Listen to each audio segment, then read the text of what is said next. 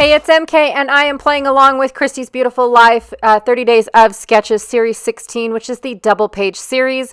Today, I'm going to be playing with one side of Shawn Stiles Lahr's layout. I'm also combining this with a color craze series that Janet, Fritz, and myself do every October. And of course, the color scheme has already passed before I can get all the words out.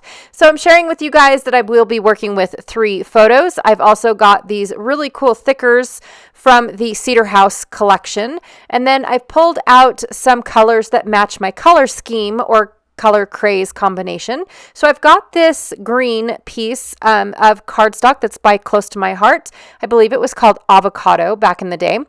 So I'm going to use that. I also have this Simple Stories Simple Vintage Coastal piece of paper that I'm going to use some die cuts on as well. So I'm going to use the peachy pink side. And then from Minte, I have this gorgeous blue wood grain from the Harmony collection.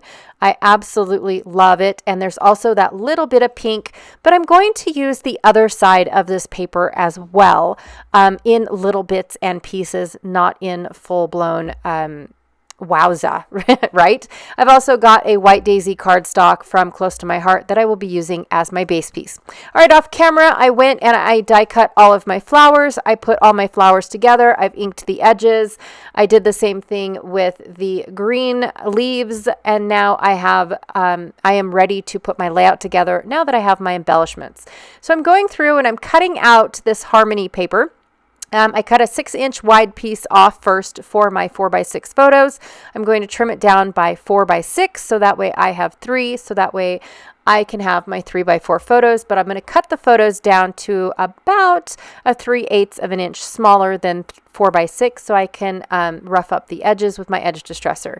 Now I'm going to be cutting 1.5-inch squares with the other side of my wood grain piece of paper, just so that way I can do the little block pieces or patchwork pieces that Shawn did on the bottom of her layout. Now I am only doing one side of the two-page sketch. I know we're supposed to work in doubles. I just don't have a whole lot of doubles for the albums that I am currently working on. And I say albums because I'm bouncing between about 3 or 4 albums at the moment.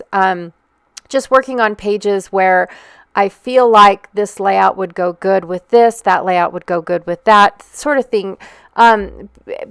Especially when I'm doing sketches, it's all based off of trying to match the photos that they represent in the sketch, right? So if these are all landscape photos, then I wanted to look for landscape photos roughly between 4 to 3 images for my layout. But I do know that I did not hardly have any double pagers left. I usually get those done and over with. When I'm working on an album, I usually do my doubles first, then my singles, and then my pocket pages or smaller pages. I try to work throughout the album because I don't do albums in chronological order, but that's usually how my brain really wants to go to first, especially when pulling out supplies. I like to get the doubles over with. That way I have all the leftover supplies from said double, right? Okay, so I'm going to go ahead and scuff up the edges everywhere. I just really like this look, you guys. It makes a mess. It is a little time-consuming, less time-consuming than inking all the edges of a piece of paper or all the, bits and pieces. But it does make a mess, and it is... I don't know, you guys, it just adds a volume to a layout. So it is one of my favorite things to do is scuff up the edges. I have used this edge distresser. This is the very first edge distresser. It was the prototype before I started selling them on my shop. And I have to say that it is been used so much, you guys, that I think it's about time I replace it. I know, complete shocker. Okay, so I'm going to go ahead and put the layout together based off of how Shawn has it in her sketch. I know that I don't want my squares to be touchy, so I really want to space them out. So I'm going to have one leftover little square. That way I have a blue little border. Now, I don't know if It's kind of hard to tell because this is a hand-drawn sketch, which is how I do my sketches as well. But I couldn't really tell if she had a strip of paper underneath her squares and a strip of paper sewn above the other squares. I really can't tell. So I went ahead and just put a strip of paper behind the squares so it shows at the top and the bottom. And then I've got the squares in the center.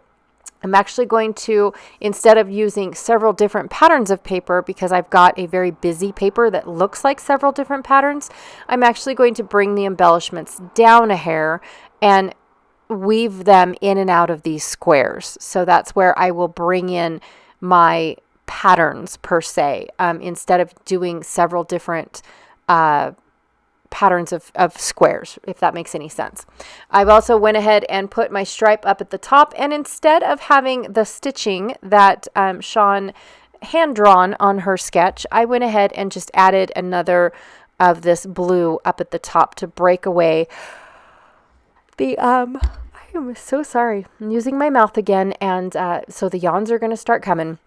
So I just went ahead and used the blue up at the top so that way I can have a little border of something between the white space of the layout and then of course the white background in my floral print or leaf print.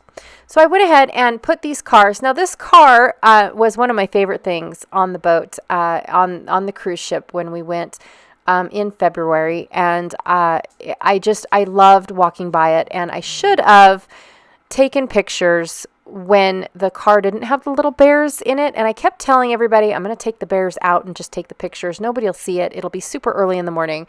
But I feel guilty touching things that don't belong to me. So I left the bears in there and decided that I was going to just go ahead and take the pictures as they are and enjoy and embrace the bears, right? It's not like I'm going to make a layout about bears. So I just really wanted to make a layout about the car. Now this is a replica car, and I used to have all the information, but I did actually talk about it and have all of this information in a pocket page where I did all of the journaling. This is just a pretty little page that I want next to my pocket pages where the documentation and the journaling is located, which is on the pocket page, right? So this, like I said, this one is just a fun decorative layout because this car is beautiful. It really is. And whatnot. I wish I was smart enough to bring out all the information about this car that it says about what it says about the car and whatnot and its significance, basically. But like I said, it is in a pocket page and already documented, already scrapbooked, all that stuff. And this is just a companion page for that pocket page. All right, so I'm going to go ahead and fill in. So I start with my larger flowers when I do scattering of embellishments like this. Now this type of embellishing does not apply to the rule of thirds, right? Or the rule of odds, depending on how you look at it, because it's not always about the rule of thirds. Thirds means that you're splitting something into 3 sections and doing that, which normally works in almost every layout. But sometimes when you're doing a double, it turns into 5s, it turns into 7s, or single, it turns into just 1, right? So this one here doesn't really apply, even though I still only have technically 3 clusters. When you look at it, I've got a cluster up at the top that kind of bleeds down to the second photo over on the right. Then I've got another cluster that will bleed into the title. And then I have this giant cluster that bleeds into a border on my page, if you look at it. So technically, I still have 3. But if you look at it, it's all one flowing embellishment, right? Because it's flowing from the top of my page down to the photo, down into the title, and then all across the bottom with the border, right? Like it got stuck. It's being filtered out through all of these little squares. And I'm tucking my flowers in this, behind the squares, in front of the squares, behind each other.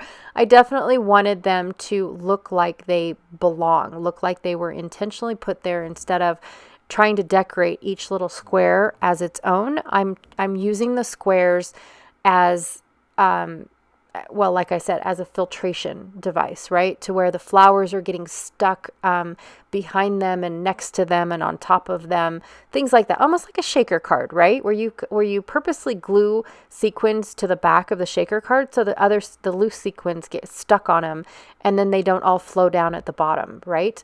And so anyways, I'm also going to bring in this sticker sheet by Kaiser Craft. I believe this is from the Workshop collection. It might be from Factory 42. I do not remember exactly, and I apologize about that. But I am going to bring in these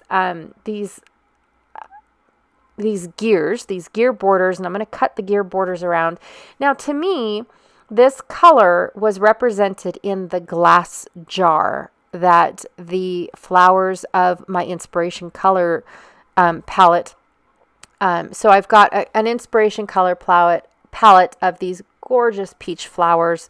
I wish I knew the name of them because they're absolutely gorgeous. And then some stems with bright green leaves on them, a beautiful wood grain background in the background, and then they're stuck in what looks like a green glass jar or green tinted glass jar. And so when I first saw the green tint, I thought of this specific color from Kaiser Craft. And there's also the same color represented in my floral background paper. So it's not exactly bright green like in the inspiration and my cardstock, but it still is a green. So it brings those colors in. It also matches the wheels that are on the car, which have that tint to them as well. Even though it's not really as green, I honestly think it's the lighting that brings that tint onto the chrome, if I'm being honest. But I wanted to bring this color in, and plus I really just like mixing gears with flowers or even replacing flowers entirely with gears, you guys. It's one of my favorite things to do. I'm trying to jagged, when I fussy cut out these, I don't want them to be round. So I'm trying to, rough cut them around the spikes that are on there. And then I'm taking my prize ribbon ink and inking the edges so that way they blend in a little bit more with the blue that I am using. So I really do enjoy how they look. I definitely wanted to leave this process in for you guys so you guys know where all of this came from. I didn't want you guys to go and be like, well, where did all those come from? She started out with a circular border and now she's got, gears on there that look like they match, in my opinion. I feel like they match. And then, of course, I keep forgetting that this is a sticker sheet. And so all my leaves are stuck to it every time that I am, instead of fussy cutting off to the one side and I'm fussy cutting out all the spikes around the gear, it keeps getting stuck in my leaves, and I've pushed the flowers off to the side so they're not getting stuck in the flowers, but they're getting stuck to the other sticker of the leftover gears that I have. So, and yes, I am inking the edges of these ones as well. So once I'm done fussy cutting them out, I just give it a quick little ink around the edge so that way it blends in a little bit more. It's not such a harsh difference between the background and the sticker, right? So that's basically the only reason. I'm just trying to hide that roughed edge that I am creating with my scissors and whatnot. And then of course the drastic change in color. So sometimes I glued my flowers down a little bit too much, so they've got to where I can't tuck behind the flowers. So I do have to fix that. I'm thinking that I need to bring in something for the centers, but I was in such a hurry to pack for this retreat. So that is another thing that I have to tell you guys is that I apologize for the glare on the left side of the screen. I wasn't aware that I was going to be put under lighting at the time, and I really didn't notice it until about the third layout that I recorded at this retreat. And so I am currently not at home, even though my background looks the same. I just brought my glass mat to the retreat. I didn't feel like bringing the smaller one, so I brought my big one. And yeah, just had no clue that it was going to have that much glare. Now, I definitely could have moved over one and been in between the two lighting. I think that would have been just fine. But like I said, I was 2 layouts into it before I even realized that that glare was even there. So that's my bad. So the last thing I'm going to do for this, for the clusters and all of my embellishing, is add in these leaves. Now I've got 2 different kinds of leaves here. I've got a small leaf and a large leaf, and I just want to make sure that, they tuck under enough to where they're not, they don't look weird, right? They don't look intentional. So sometimes I have to rip a few pieces off or rip a portion of the leaf off just to get it small enough to the size that I really want it. So I'm not counting, how many flowers get which leaves. I'm not, I'm not making sure that every flower has a leaf. For sure, I just really wanted to fill in where I felt like there were gaps between everything. That's basically what I'm trying to say here. All right. And then when I am done with all of my leaves and adding everything on and being so super proud of myself, I'm going to add one more gear. At least I thought I was going to. It felt like it was missing something. Maybe I'll add both of them. I didn't think I added all of the gears. Yeah. And then if I keep reaching across my my screen is because that's where the trash can, I was sharing a trash can with somebody or with my girlfriend, and that's where the trash can was way over there. And so, yes, you're going to see me move across my layout quite a bit. So I decided I'm going to do the word genuine, so I wanted to use the word authentic because I thought it would fit perfectly between the gap of the photo and the border down at the bottom. But this is not an authentic car. This is a replica. And so I used the word genuine in there. And then I was going to pull off a tiny word sticker from the Kaisercraft sticker sheet. And then I decided, no, I really like it just as it is. I really do like the fact that all of these flowers are hanging out. It just looks very classical, in my opinion. I'm going to add a little bit more gold splatter. I added gold splatter all along my border piece, and now I'm adding a little bit more up in that white space up at the top, just because I wanted to add some gold to match the gold title, even though there's a lot of gold in my photos. I just wanted a little bit more on there. All right, you guys, so that is my layout for today. Please be sure to check out everyone else that is playing along with Christy's Beautiful Life, 30 Days of Sketches.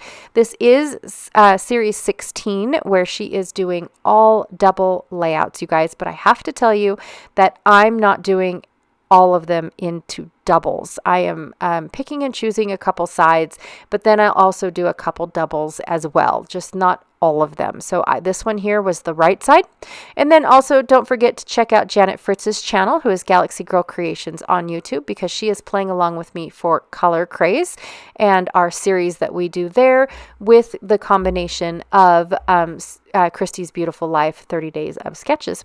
All right, you guys, again, thank you so much, and I will check y'all later. Bye.